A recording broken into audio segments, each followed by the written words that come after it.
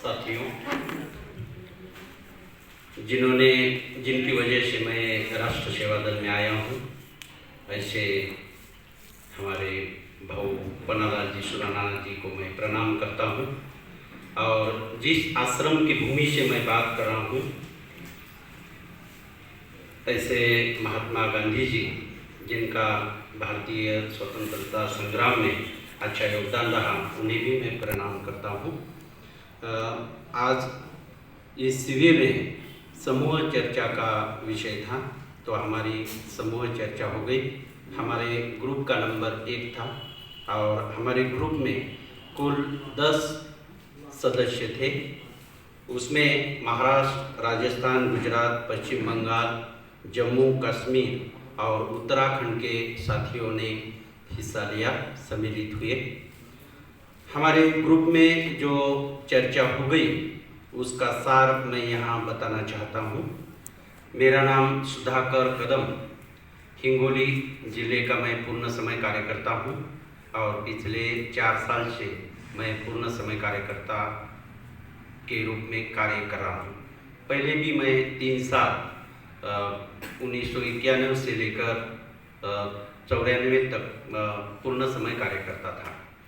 तो हमारे ग्रुप में जो चर्चा हो गई, समूह चर्चा हो गई, उसका सार मैं यहाँ बताना चाहता हूँ।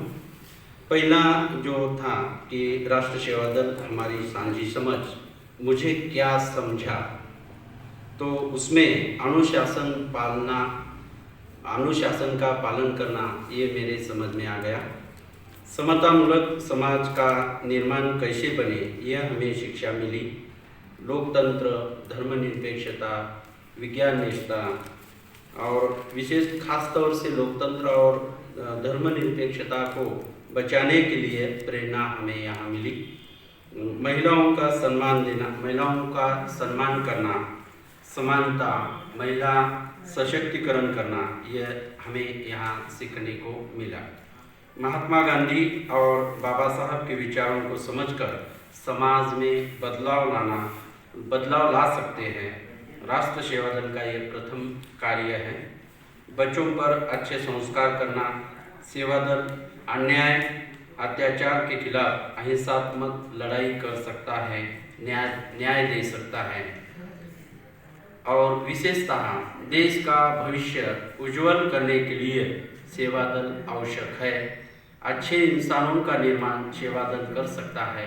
ये मैं सेवा दल के यहाँ सीखा हूँ, ऐसा हमारे ग्रुप के सभी सदस्यों का विचार है। दूसरा जो है, मुझे क्या नहीं समझा, ये थोड़ा समझने में कठिन था, लेकिन बहुत सी बातें हमारे समझ में आ गई, तो भी कुछ बातें हमारी समझ में नहीं आई। वो कौन सी बातें थी, ये भी मैं यहाँ बताना चाहता हूँ कि हमारे देश में संविधान है। पूरी दुनिया में सबसे ज़्यादा मजबूत संविधान हमारे देश में है, जो बाबा साहब अम्बेडकर जी ने हमें संविधान की भेंट दी है। और इसमें मौलिक अधिकार है, मूलभूत अधिकार है।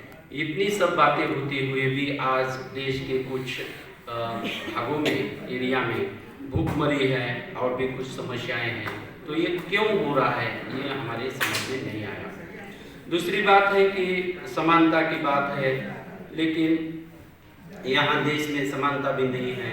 शाखाओं से बच्चों के सामने हम जब जाते हैं तो हमें ये बात कैसी बतानी है, और हमारे से जब हम शुरू नहीं करते तब तक हमें कुछ समझता नहीं।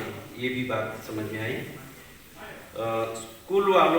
स्कूल में जो पढ़ाई हो रही है यहाँ, खासतौर से वर्धा में कल बच्चों में देखा हमने, तो ये पढ़ाई जो बच्चों को की, तो गुजरात और देश के अन्य हिस्सों में हमें शुरू करनी है या नहीं करनी है, ये समझ में नहीं आ रहा। ऐसा कुछ हमारे सदस्यों का विचार था। उसके बाद ये बातें हमारी खास तौर से समझ में नहीं आई। बच्चों को मैदान में खेल, गीत गाने के बाद फिर ये कब तक करना चाहिए और उसके बाद क्या करना चाहिए, ये हमारे समझ में नहीं आ रहा है। ऐसा भी कुछ सदस्यों ने बताया। तीसरा जो था सवाल, कि संगठन बढ़ाने के लिए क्या कर सकता हूँ या क्या कर सकती हूँ। तो ज़्यादा से ज़्यादा गांव स्कूल में बच्चों के लिए शाखाएं शुरू करेंगे तो संगठन बढ़ सकता है। बच्चों के लिए अवकाश के समय में शिविरों का आयोजन करेंगे। बच्चों से संपर्क बनाकर रिश्ता बढ़ाएंगे, ताकि आजकल बच्चों पर समाज में कोई भी ध्यान नहीं दे रहा है। मैं खुद भी अनुभव कर चुका हूँ। कुछ बड़े बड़े डॉक्टरों के बच्चे मेरे खास तौर से दोस्त हैं, जब उन्हें कुछ तकलीफ होती है तो मुझे वो फ़ोन करते हैं और बुलाते हैं, बात करते हैं। तो उनसे बात करना भी बहुत अच्छी बात है। बच्चों के गांव में समूह बनाना चाहिए। तहसील क्षेत्र में भी समूह बनाए जाए तो उससे भी संगठन बढ़ सकता है। शाखा प्रमुखों को प्रशिक्षण देंगे तो और भी संगठन बढ़ सकता है। संविधान की सबको जानकारी देना ये भी आवश्यक है। सेवा दल खासतौर से लोकतंत्र पर निर्भर है। लोकतंत्र के जो बुनियादी सिद्धांत है उस पर भी काम करता है। तो संविधान की रक्षा होना आवश्यक है, और रक्षा तब होगी जब लोगों को पूरी जानकारी मिलेगी, तब ये संविधान क्या है और हम संविधान में के लिए बचाने के लिए क्या कर सकते हैं।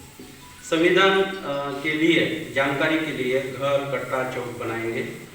हमसे दूर रहे ऐसे भी लोग हैं जो अभी अलग अलग पार्टियों में जा चुके हैं, जो हमारे लिए खतरा बन चुकी है, देश के लिए खतरा बन चुकी है। पार्टियां संविधान के लिए खतरा बन चुकी है। तो ऐसे लोगों को संगठित करके उनके खिलाफ हमें लड़ना है। और ख़ास तौर से समाज में जो आदिवासी है, जनजाति, अलग अलग जनजाति के लोग हैं, दलित है, महिला है, युवा है, बच्चे हैं, पिछड़े वर्ग हैं, उन लोगों से खास तौर से हमें जोड़ना है ताकि संगठन मजबूत बने। जाते जाते हमारी चर्चा तो बहुत हो गई, लेकिन समय की पाबंदी थी, इसलिए कम समय में यह रखने की कोशिश की। एक हो जाए तो बन सकते हैं खुर्शीदे मुबीन। एक हो जाए तो बन सकते हैं खुर्शीदे मुबीन, वरना इन बिखरे हुए तारों से क्या काम बने। इसका मतलब यह है कि अगर हम संगठित होते हैं, एक हो जाते हैं, तो हम कुछ न कुछ कर सकते हैं। अगर हम बिखर जाते हैं तो हम कुछ नहीं कर सकते, उससे कोई काम नहीं बनेगा। धन्यवाद। मैंने आपके सामने यह समूह चर्चा का सार रखा और आप सबने ये सुन लिया। धन्यवाद।